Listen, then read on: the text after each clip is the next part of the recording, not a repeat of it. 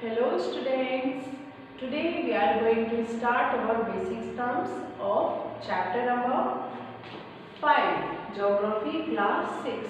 In our previous video we have completed our chapter introduction. There are some basic terms related of this chapter. Now we will continue basic terms of this chapter.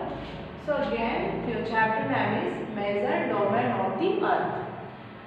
So students, before in our previous video we have read about lithosphere, hydrosphere, biosphere and what there are some or basic terms related of the domain of the earth. So students, today we will continue our the Mount Everest and continents and our oceans about that. So we will start from here. The highest mountain peak Mount Everest is.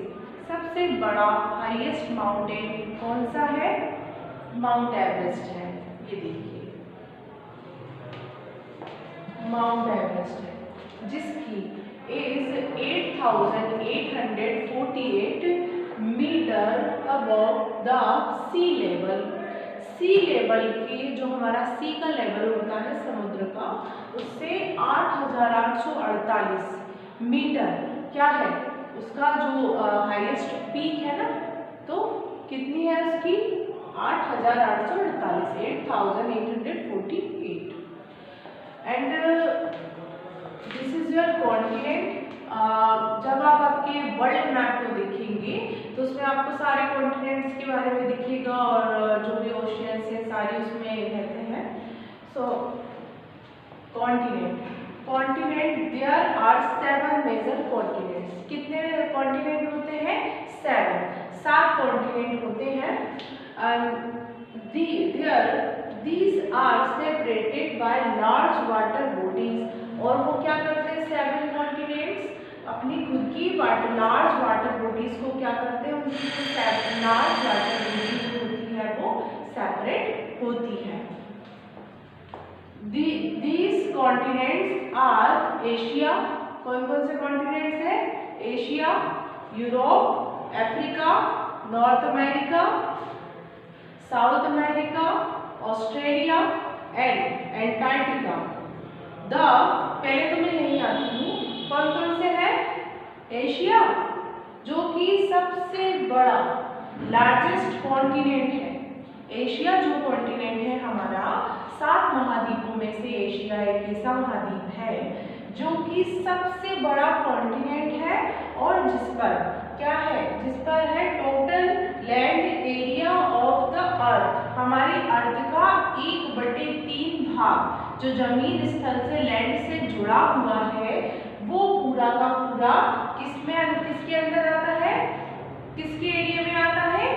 Asia महाद्वीप जो है उसमें Asia continent में हमारी land का 1/3 जो भाग है वो इसमें आता है. ये सबसे बड़ा महाद्वीप है. कौन सा महाद्वीप है? Asia continent. And next is Europe continent. So Europe continent is smaller than Asia. Europe continent जो है वो स्मॉल है. किसके कंपैरिजन में? एशिया कॉन्टिनेंट के कंपैरिजन में. सो एशिया स्मॉलर देन एशिया. ये कहाँ है? ये है हमारा वेस्ट साउथ. अब हम आते हैं अफ्रीका. अफ्रीका जो है the second largest continent. First is your Asia and second है अफ्रीका. अफ्रीका जो है अफ्रीका कॉन्टिनेंट जो है वो सेकंड लार्जेस्ट कॉन्टिनेंट है. कौन सा है? सेकंड लार्जेस्ट कॉन्टिनेंट है. ये हमारा किसके कंपैरिजन में? एशिया के कंपैरिजन में. अब हम आते हैं north America continent. So north America continent जो है वो थर्ड लार्जेस्ट कॉन्टिनेंट है ऑफ द वर्ल्ड. हमारे वर्ल्ड का तीसरा सबसे बड़ा महाद्वीप कौन सा है?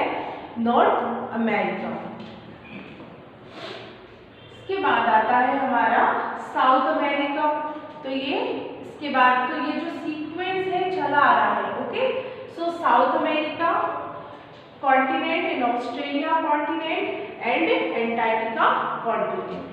The greatest part of the land mass lie in the northern hemisphere. जो उसका ग्रेटेस्ट पार्ट है, जो उसका बहुत बड़ा हिस्सा जो है हमारा ग्रेटेस्ट पार्ट है किसका, लैंड मास का, सो वो किस में है, कहाँ पर है, नॉर्थर्न हेमिस्फीयर में।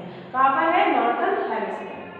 सो स्टूडेंट्स अभी हमने क्या क्या देखा, देयर आर 7 कॉन्टिनेंट देखे हमने। 7 कॉन्टिनेंट के नाम क्या क्या थे, Asia, Europe, Africa, north America, south America, Australia, Antarctica. Okay students, I hope you understood this. इसके बाद हम कंटिन्यू करते हैं कुछ और बेसिक टर्म्स। कॉन्टिनेंट के बारे में पढ़ा, हम देखते हैं hydrosphere. So what is hydrosphere? The earth is called the blue planet more than 71%। अर्थ को क्या बोलते हैं हम, ब्लू प्लैनेट बोलते हैं। More than 70%, 71% of the earth is covered with water and 29% is with land. Hydrosphere consists of water in all its form. So 71% जो हमारा covered है किससे, वाटर से कवर्ड है, 20 और 29% is with land. Hydrosphere consists of the water in all its forms. Next is oceans. Oceans are the major part of hydrosphere. Oceans जो है वो major part है किसका, hydrosphere का। They are all interconnected waves, tides, oceans. ये जो होता है हमारा oceans, ये interconnected होता है waves से, tides से और oceans से। समुद्र की लहरें जो समुद्र में बहती हैं। सो जैसे आपने सुना होगा सुनामी लहरें आई थी, तो हाई टाइड जब हो जाती है और लो टाइड, इस तरह से टाइड जो लहरें उठती हैं, ऊंची लहरें इस तरह से समुद्र में उठती है। ठीक है, इसके बाद हम आते हैं एटमॉस्फेयर पर। So what is atmosphere? The earth is surrounded by a layer of gas called the atmosphere. जो हमारी अर्थ जो है, हमारे चारों ओर जो हमारी गैस पाई जाती है, गैस की लेयर जो पाई जाती है, और जिससे एक वायु उत्पन्न होती है, जिसे वायुमंडल बोलते हैं हम, तो उसको हम बोलते हैं atmosphere. So atmosphere divided in 5 layers. First is exosphere, thermosphere, mesosphere, stratosphere and stratosphere. So this is our atmosphere.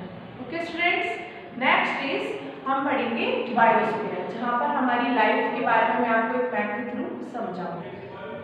You can see here biosphere, the domain of life. The biosphere is the narrow zone of contact between the land, water and air. It is in this zone that life that is unique to this planet. So exist there are several. So students, you can see here, this is your atmosphere, this is your lithosphere, this is your hydrosphere. देखिए इस तरह से जो life है possible होती है हमारे atmosphere को मिला के, हमारे अर्थ पर, हमारे लिथोस्फीयर को मिलाकर, हाइड्रोस्फीयर को मिलाकर, इस तरह से लाइफ जो है पॉसिबल होती है। सो स्टूडेंट्स, हमने अभी बायोस्फीयर के बारे में पढ़ा। अब हम मिलते हैं हमारे नेक्स्ट वीडियो में। नेक्स्ट वीडियो में मिलते हैं कुछ और इस चैप्टर की एक्सरसाइज के साथ। I hope you understood this chapter. We will see in our next video. Bye and take care.